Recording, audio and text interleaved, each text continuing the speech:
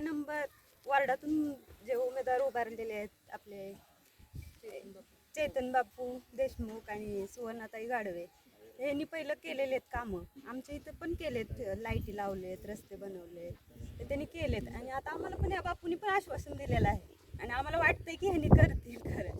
हां, आम्हाला वाटतंय ह्यांचं सगळं ह्यांनी बोलते ते करते ठेवते, त्यांच्या बोलण्यात दम आहे. आणि बोलण्यात दम आहे तसं त्यांनी काम पण करणार आणि चालू पण आहे. आम्ही बघायला लागले सगळीकडे फिरताय तर काम करायला लागले ते काम चालूच आहे. काम चालू आहे. आम्ही बघतोय सगळं घरोघरी बघतोय. कधीपासून राहताय या ठिकाणी? कधीपासून राहताय या ठिकाणी? 25 वर्ष झालं घरकुलमध्ये राहता, पण 25 वर्षात काहीही तिथं विकास नाही, कसलाच विकास नाही.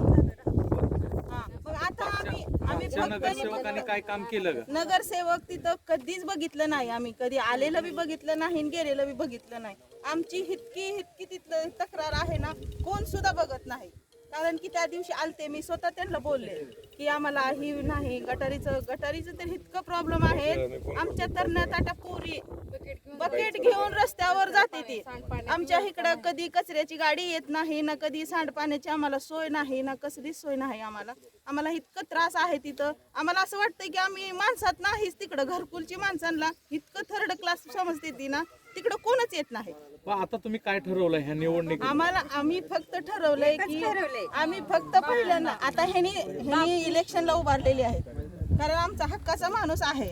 आता ह्यांना फक्त आम्ही चान्स देणार. 2 तारखेला एकच काम, फक्त धनुष्यबाण. आम्ही फक्त त्यांना कारण आम्हाला विकास घडवायचा. केलेला आहे की तिने पण दुसरं काही आता जाळीतला वाघ आलाय, जाळीतला वाघ. धनुष्यबाण किती वेतन? धनुष्यबाण किती वेतन? धनुष्यबाण